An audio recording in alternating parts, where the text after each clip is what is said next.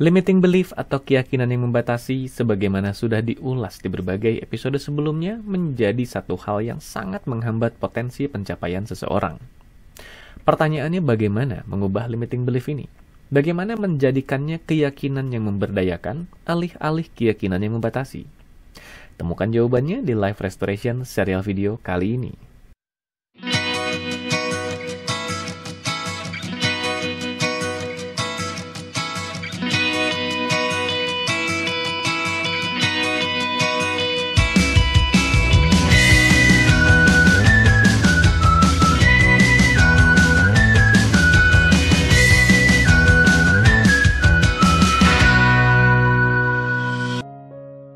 Halo para sahabat sekalian dimanapun Anda berada, kembali berjumpa bersama saya Algus Kanalendra di Life Restoration serial video yang hadir setiap akhir minggu menemani Anda menutup akhir minggu dengan lebih penuh makna dengan pembelajaran seputar restorasi kehidupan dan transformasi diri. Seperti biasa, sudah ada sebuah tema pilihan yang akan diangkat sebagai bahasan di episode kali ini. Bagi Anda yang mengikuti serial Life Restoration video sejak awal, tentu menyadari bahwa beberapa episode terakhir dari Life Restoration serial video ini mengulas tentang limiting belief. Episode terakhir minggu kemarin seharusnya menjadi sebuah tema yang menutup bahasan tentang limiting belief. Akan tetapi, ada banyak lagi pesan yang bermasukan yang meminta saya membahas juga beberapa cara praktis untuk bisa mengubah limiting belief ini menjadikannya resourceful belief atau keyakinan yang memberdayakan. Maka di video kali ini kita masih akan membahas tentang limiting belief, tetapi bukan hal-hal mendasar tentang limiting belief, karena hal itu sudah saya bahas di beberapa episode terakhir dari Life Restoration serial video. Kalau Anda belum menonton berbagai episode tersebut, saya sarankan untuk Anda mengunjungi playlist saya di bagian Life Restoration video dan temukan bahasan-bahasan tentang limiting belief itu di beberapa episode sebelumnya. Episode kali ini akan lebih banyak membahas tentang cara-cara mengubah keyakinan yang membatasi ini, yang limiting ini, menjadi keyakinan yang memberdayakan atau resourceful. Bahasan yang akan saya bagikan di episode kali ini merupakan bentuk praktis dari berbagai disiplin keilmuan yang saya pelajari dan praktekkan dalam membantu para klien saya di ruang praktek coaching dan hipnoterapi saya di Bandung seperti yang Anda lihat sekarang ini. Mulai dari keilmuan NLP, hipnosis, rekonsolidasi memori, dan berbagai jenis keilmuan lainnya, namun kali ini akan kita urai secara praktis. Seperti apa? Mari kita lihat saja ulasannya. Sebelum kita melanjutkan bahasan kita, saya juga ingin mengajak Anda untuk like dulu video ini sehingga Anda bisa menemukannya dengan lebih mudah nanti di lain kesempatan kalau Anda ingin menontonnya ulang di daftar video yang Anda sukai. Subscribe juga YouTube channel ini Algus Kanalendra kalau Anda belum subscribe, dan aktifkan lonceng notifikasi sehingga Anda bisa menjadi salah satu dari yang pertama mendapatkan informasi setiap kali saya mengunggah konten inspiratif lainnya di YouTube channel ini.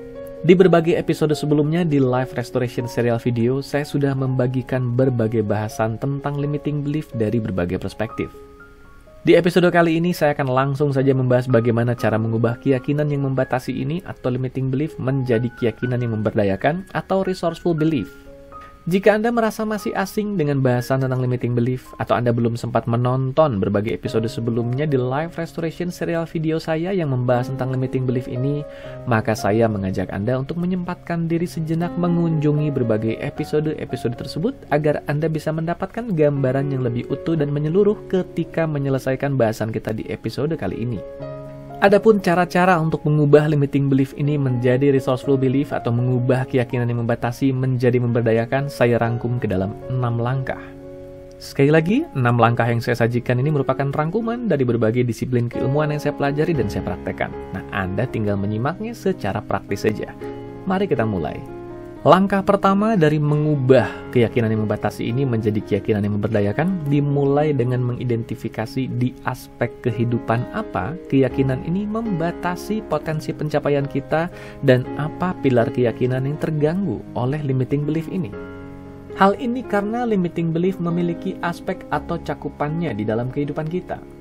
Mungkin saja seseorang tidak memiliki limiting belief dalam bidang kesehatan, tapi ia memiliki limiting belief dalam bidang keuangan, sehingga ia menjadi pribadi yang sehat, tapi memiliki kesulitan untuk meningkatkan potensi keuangannya.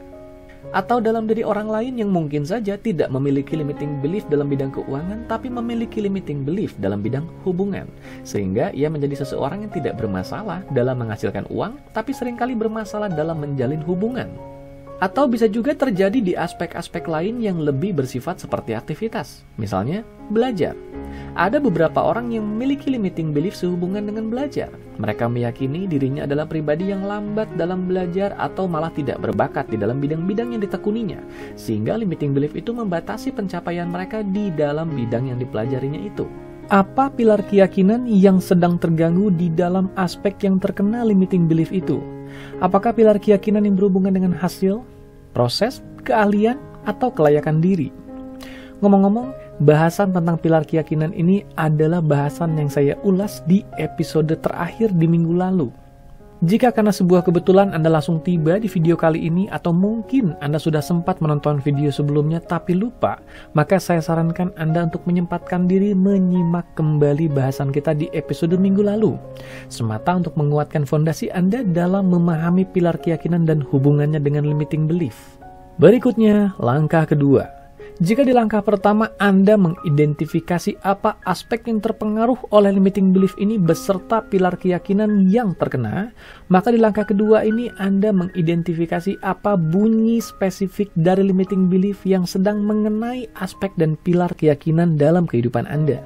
Yes, namanya keyakinan pasti ada bunyi pernyataan kalimatnya. Begitu juga limiting belief.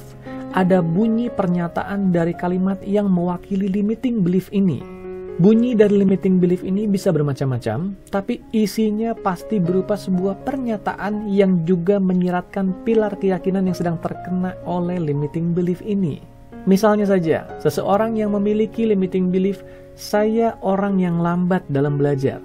Ada sebuah bunyi kalimat di sana, dan dari bunyi kalimat itu kita bisa melihat bahwa aspek yang terkena oleh limiting belief ini adalah belajar.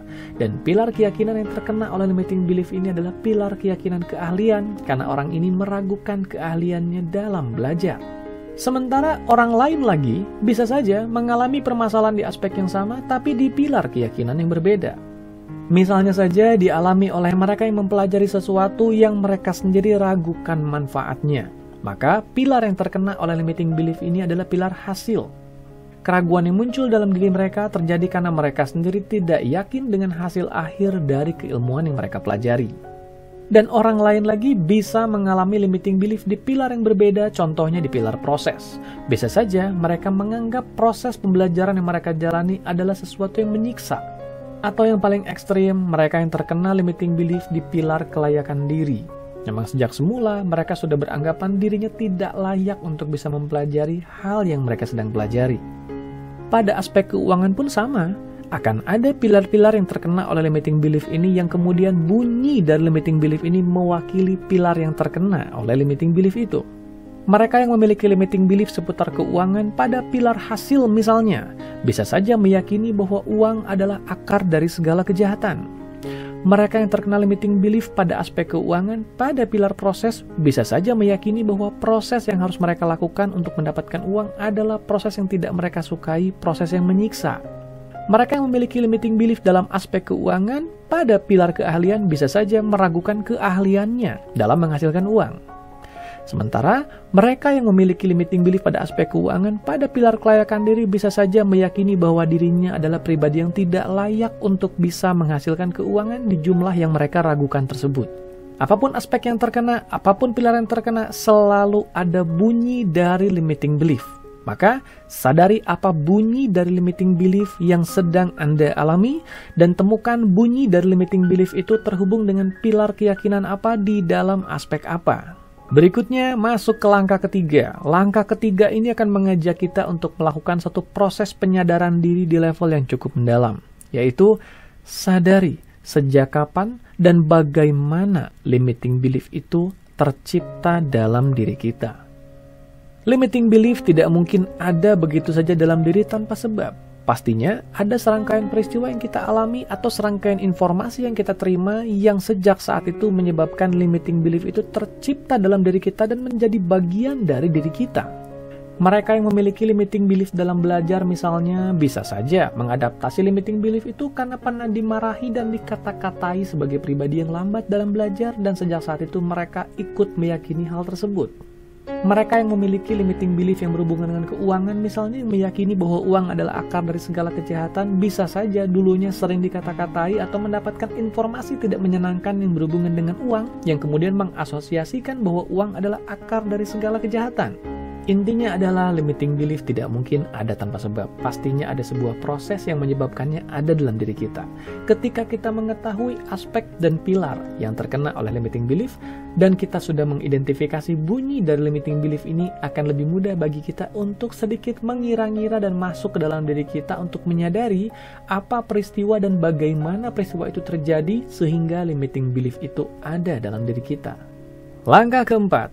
Langkah keempat ini ngomong-ngomong baru bisa Anda lakukan setelah paling tidak Anda mengidentifikasi bagaimana limiting belief itu tercipta dalam diri. Itulah kenapa langkah ketiga tadi menjadi langkah yang sangat penting adanya. Dan bukan hanya langkah ketiga, sebetulnya langkah pertama, kedua, dan ketiga dilakukan secara berurutan. Karena Anda baru bisa sampai ke langkah ketiga kalau langkah kedua sudah Anda lakukan, dan langkah kedua baru bisa Anda lakukan setelah langkah satu selesai Anda lakukan. Prosesnya dilakukan secara sistematis. Ada kalanya keseluruhan proses ini cukup sulit dilakukan bagi beberapa orang ketika mereka harus menjalaninya sendirian. Hal ini karena sebagai manusia kita punya blind spot atau titik buta yang ada kalanya membuat kita sulit melihat diri kita apa adanya. Disinilah keberadaan dari para praktisi yang kompeten seperti seorang coach, konselor, atau terapis menjadi sosok yang ideal untuk membantu Anda menjalani langkah-langkah tadi dan juga langkah-langkah seterusnya. Langkah keempat adalah proses di mana Anda meninjau ulang peristiwa masa lalu yang menjadikan limiting belief itu tercipta dalam diri, tapi dari sudut pandang masa kini. Dengan kata lain, kita belajar untuk memahami hal apa yang dulu kita tidak ketahui, ada kepolosan apa yang kita miliki, atau ada ketidaksiapan apa yang kita miliki yang menjadikan limiting belief itu bisa masuk tercipta begitu saja dalam diri kita. Bukan tanpa alasan kita meninjau ulang peristiwa masa lalu itu dari sudut pandang masa kini, karena tahapan keempat ini jugalah kita mencari fakta yang bisa membantah bunyi dari limiting belief itu. Misalnya saja kita merasa ada limiting belief dalam diri kita yang berbunyi bahwa uang adalah akar dari segala kejahatan. Dan kita menyadari belief itu tercipta karena kita dulu sering dikata-katai seperti itu oleh keluarga kita. Maka dengan menggunakan sudut pandang masa kini, kita bisa mulai membantah limiting belief itu dengan cara mencari fakta-fakta yang bertolak belakang dengan limiting belief itu. Misalnya saja dengan mencari fakta-fakta, banyak kok orang kaya yang menggunakan uangnya untuk kebaikan. Intinya adalah langkah keempat menjadi proses di mana Anda mulai menetralisir limiting belief yang pernah tercipta di masa lalu dengan menghadirkan fakta di masa kini yang berlawanan dengan apa yang pernah kita yakini di masa lalu itu. Itulah kenapa penting untuk mengetahui bagaimana limiting belief itu tercipta di masa lalu di langkah ketiga sebelumnya. Karena dengan pengetahuan itulah kita bisa menghadirkan berbagai fakta di masa kini yang kekuatannya cukup untuk meruntuhkan hal-hal yang pernah kita yakini di masa lalu itu. Langkah kelima, jika sampai langkah keempat tadi kita baru melakukan proses untuk meruntuhkan keyakinan lama dalam diri kita, maka di langkah kelima kita belajar untuk mengadaptasi bunyi keyakinan baru yang lebih memberdayakan dalam diri kita. Menggunakan contoh sebelumnya tadi misalnya, seseorang yang memiliki limiting belief bahwa uang adalah akar dari segala kejahatan. Menggunakan langkah pertama, kita sudah bisa memetakan bahwa aspek yang terkena oleh limiting belief ini adalah aspek keuangan, dan pilar yang terkena oleh limiting belief ini adalah pilar hasil. Di langkah kedua, kita mulai mengidentifikasi bunyi dari limiting belief ini yang tadi sudah dinyatakan dalam bentuk kalimat uang adalah akar dari segala kejahatan. Di langkah ketiga, katakanlah ternyata ditemukan sebuah kejadian yang membuat orang ini mengadaptasi masuknya limiting belief itu karena dulu sewaktu kecil ia sering dikata-katai bahwa uang adalah akar dari segala kejahatan oleh keluarganya. Dan di langkah keempat, orang ini mulai menyadari bahwa ternyata tidak semua uang adalah akar dari segala kejahatan. Karena ada berbagai fakta-fakta baru yang ditemukan di masa kini yang cukup baginya untuk meruntuhkan keyakinan lama bahwa uang adalah akar dari segala kejahatan. Salah satunya yaitu bahwa banyak orang-orang kaya yang menggunakan uangnya untuk kebaikan. Maka kali ini di langkah kelima, mengadaptasi keyakinan baru yang memberdayakan dalam diri kita dimulai dengan menemukan serangkaian kalimat yang memiliki kekuatan, bunyi yang cukup untuk membangun respon yang memberdayakan sebagai sistem keyakinan baru kita. Misalnya saja pada contoh kasus tadi di mana ada sebuah limiting belief yang berbunyi bahwa uang adalah akar dari segala kejahatan. Setelah melalui langkah 1, 2, 3, dan 4 di mana keyakinan lama itu mulai goyah, maka di langkah kelima kita mulai mengadaptasi sebuah keyakinan yang berbunyi lebih memberdayakan. Misalnya, uang adalah sesuatu yang netral. Cara menggunakannya lah yang menjadikan ia akar kejahatan atau akar kebaikan. Kita perkuat lagi dan keyakinan lain bahwa ada banyak orang kaya yang menggunakan uangnya untuk kebaikan. Kita perkuat lagi dan keyakinan lainnya, misalnya saya layak kaya karena saya ingin menggunakan uang saya untuk segala kebaikan karena saya ingin jadi orang baik, atau apapun itu. Intinya adalah ketika keyakinan lama ini goyah, maka ada sebuah keyakinan baru yang kita masukkan dalam sistem kesadaran kita, di mana bunyi dari keyakinan baru ini haruslah sesuatu yang memberdayakan dan menjadi cara pandang kita dalam melihat dunia. Kenapa dikatakan sebagai cara pandang dalam melihat dunia? Karena di langkah 6, kita akan mulai membiasakan diri kita untuk menjalani kehidupan dengan sistem keyakinan yang baru itu.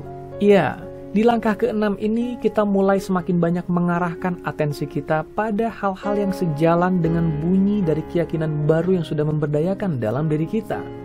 Di langkah ke-6 ini kita mulai menjaga atensi kita dalam melihat dunia di luar diri kita dan hanya memaknai berbagai peristiwa di luar diri kita agar sesuai dengan bunyi dari keyakinan baru yang memberdayakan ini.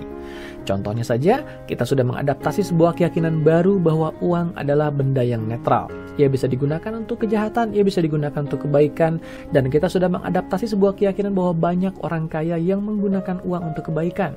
Dan kita sudah mengadaptasi sebuah keyakinan bahwa kita ingin menjadi orang baik yang bisa menggunakan uang untuk segala keperluan yang baik.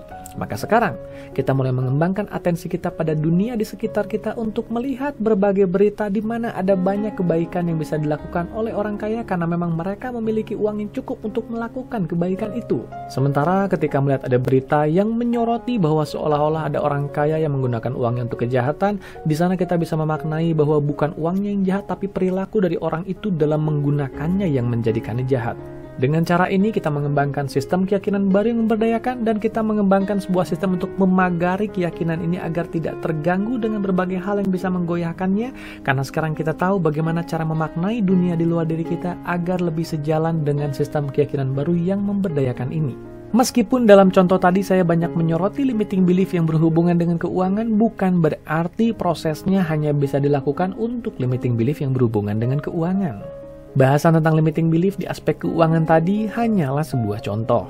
Pada akhirnya, Anda bisa mengembangkan ke-6 langkah tadi untuk mengidentifikasi dan memodifikasi apapun jenis limiting belief yang ada dalam diri di aspek apapun, di pilar apapun. Demikianlah 6 langkah mengubah limiting belief menjadi resourceful belief, atau mengubah keyakinan yang membatasi menjadi keyakinan yang memberdayakan. Sedikit rangkuman dari 6 langkah yang sudah kita pelajari tadi untuk mengubah limiting belief menjadi resourceful belief. Yang pertama, tentukan aspek dan pilar keyakinan apa yang terpengaruh oleh limiting belief itu. Yang kedua, temukan bunyi dari limiting belief tersebut. Yang ketiga, temukan, sadari bagaimana limiting belief itu tercipta dalam diri. Yang keempat, temukan berbagai fakta baru di masa kini yang bisa menggoyahkan berbagai keyakinan yang tercipta di masa lalu itu. Yang kelima, ciptakan bunyi keyakinan masa kini yang lebih memberdayakan. Dan yang keenam, hiduplah dengan keyakinan baru yang lebih memberdayakan itu di masa kini sebagai cara pandang dalam melihat dunia. Akhir kata, sampai di sini dulu perjumpaan kita di episode kali ini. Semoga apa yang sudah kita ulas tadi bisa menjadi inspirasi tersendiri untuk menemani Anda menutup akhir minggu dengan lebih penuh makna. Sampai jumpa di episode berikutnya. Ingat untuk like video ini sehingga Anda bisa menemukannya dengan lebih mudah nanti di lain kesempatan untuk menontonnya ulang di daftar video yang Anda sukai. Subscribe juga YouTube channel ini, Algus Kanalendra, kalau Anda belum subscribe, dan aktifkan lonceng notifikasi sehingga Anda bisa menjadi yang pertama mendapatkan informasi setiap kali saya mengunggah berbagai konten inspiratif lainnya di YouTube channel ini. Akhir kata, sampai jumpa di episode berikutnya.